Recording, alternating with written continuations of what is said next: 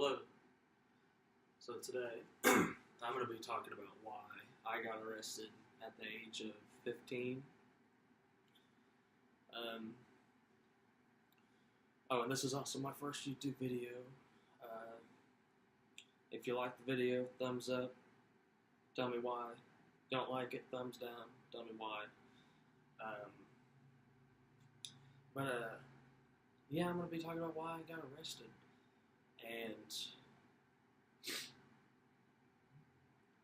And just a little bit about myself. I am a liberal. I'm a traditional liberal. If we look, the parties seem, for whatever reason, have switched. So I'd be conservative. So, I believe in abortion, but I'm not a communist. I'm not a socialist. I'm not a feminist. I don't believe in safe spaces. I believe in a smaller government. Stuff like that. Well, I'll be making probably response videos, maybe some D&D videos. Okay, but to the story. Okay, started off.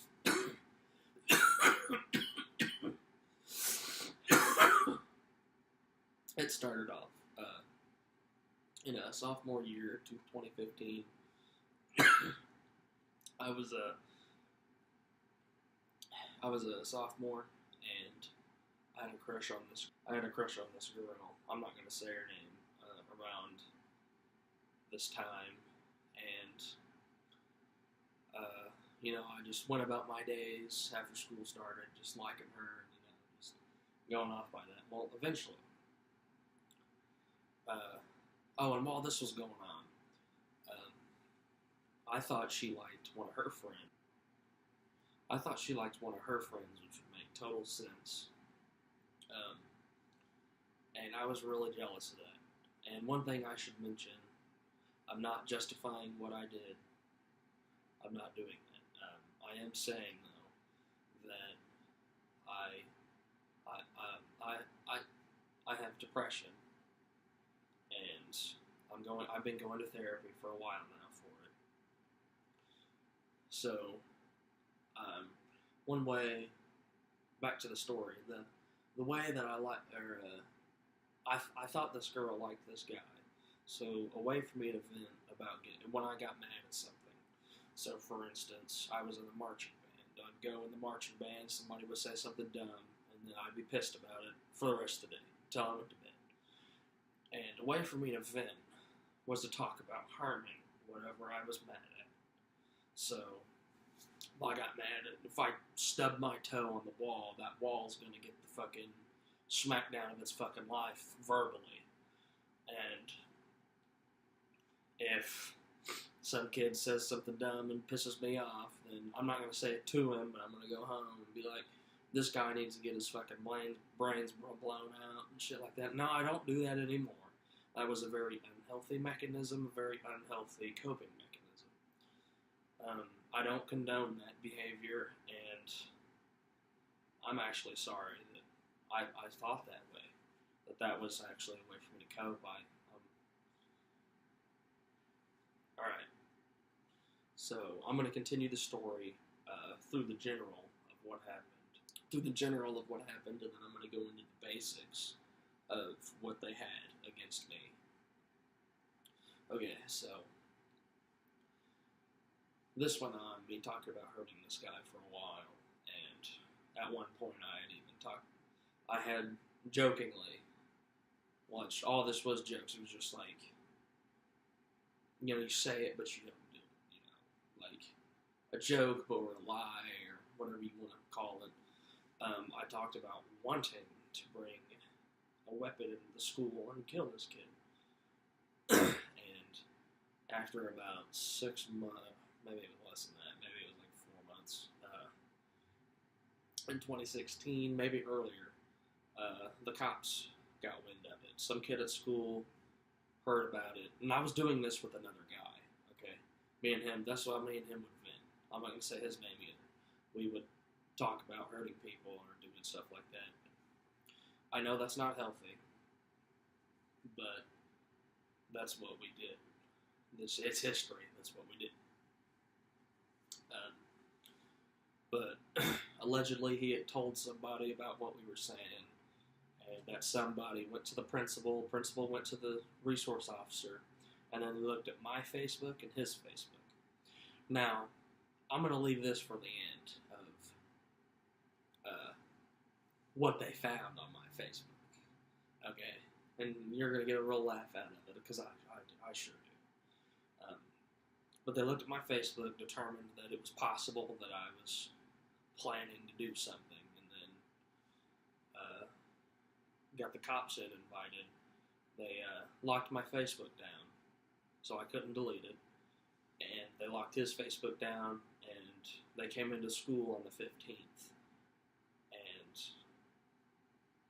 I'm not gonna lie, it was my first experience with the cops. I was so scared, I started crying. And they came, and for the first half of the interview, I was like hyperventilating and crying, doing this, and So, but miraculously, that part of the interrogation wasn't on body cam. But for the other half, I had calmed down, and I was actually answering questions a little more calmer. I was still upset, but I wasn't crying anymore. I wasn't hyperventilating. I managed to calm down, and through a series of interrogation questions, they twisted what I said. And before they had a search warrant, they took my phone and iPod. I didn't know they didn't have a search warrant. I just assumed they did and gave it to them. And they expelled me from school on the 15th of January 2016. Regardless of whether or not I was going to be found guilty, they told me I was going to be expelled. So, I was expelled that day. 4 days later, they wanted to do interrogation, and my mom had already talked to a lawyer who said, don't tell the cops anything. So, she refused, and they came to my house and arrested me that day at like 8 in the morning, 7 in the morning. And I went to juvenile hall for 70 days. And when I finally got out, I was on maximum security house arrest. I say maximum security, I don't know if that's what it's called, but I say that because my house arrest, I wasn't allowed to leave the house. I was only allowed to leave the house for a doctor's appointment. That was it, or court. That was it. No other reason outside the house. And most people don't get that. They can go outside the house for a couple hours or something like that. Well, or for work, I couldn't do it. Well, eventually I got found. Oh, and I was arrested.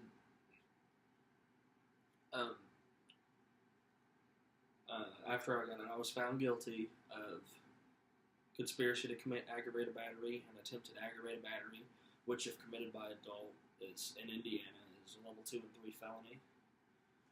And I had probation. I was sentenced to 3.5 years of maximum security prison, suspended on probation until I was 18. So I was on probation until I was 18, and with probation for a minor comes mandatory therapy. So that's when I started my therapy, and I really enjoy therapy. And I did that until 2018, my birthday, until I turned 18, and then I got off probation, and I've been free for a while now. I wouldn't call being on probation not free, but whatever. Yeah, I've been in therapy since 2016, and I spent my 16th birthday in juvie. I spent all of February in there. My birthday's in February. I got out March 29th. Okay, so this part's going to be about what they had against me.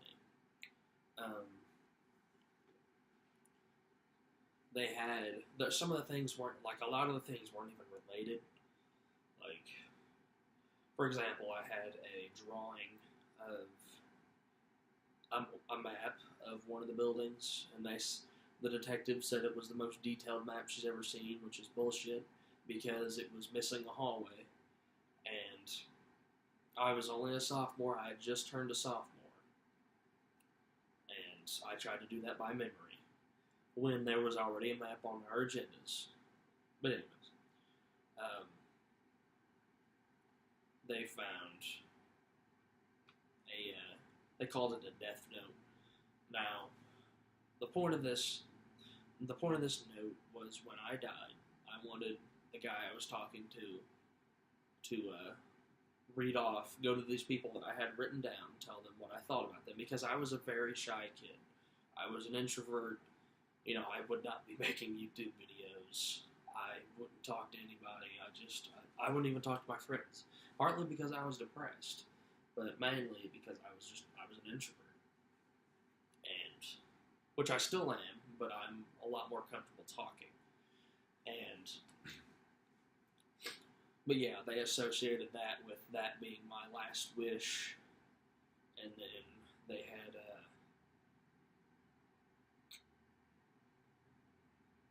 had another map.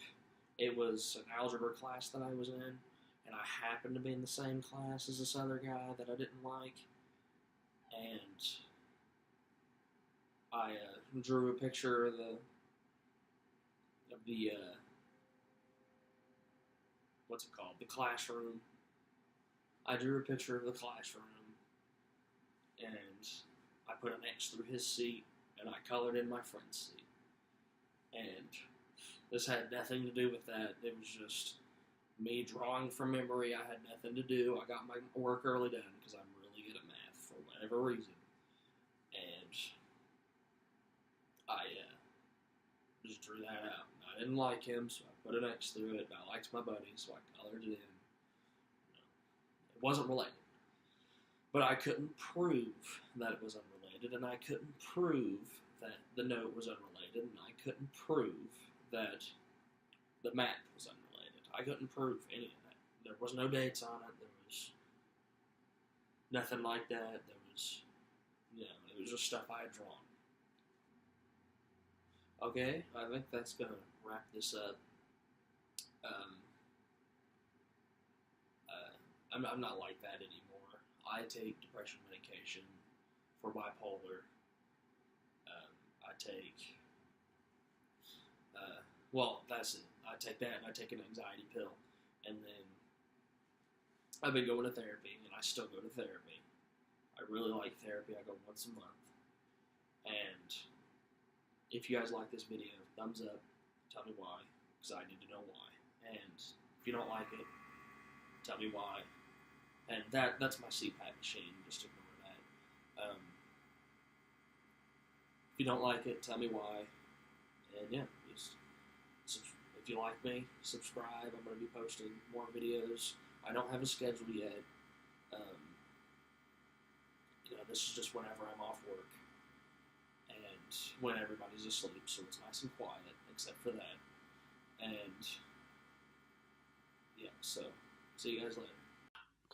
Hey guys, it's Editing Brandon, or God More Than Sins. I forgot to mention why, or what they saw on my Facebook that made them feel like I could be a school shooter.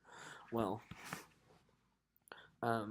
what had happened was he looked at my Facebook, and what is it called? The cover picture, the big picture. It was of the Joker with some cards in his hand. They were on fire. And I had that set because I liked the Joker, the rapper. The Joker Too Cold. And they said that was a red flag because that represented a psychopath. And I was trying to represent myself as a psychopath. So then they looked at what I liked. They saw that I liked heavy metal. And they said people that do more harm generally like heavy metal or whatever. Bullshit. Well, then they saw that I had liked a Facebook page called Columbine. The Columbine shooting or whatever. It had like 2,000 likes, and I liked that page. And they said that was a red flag. I think that wraps it up for all the red flags. But yeah, it's dumb.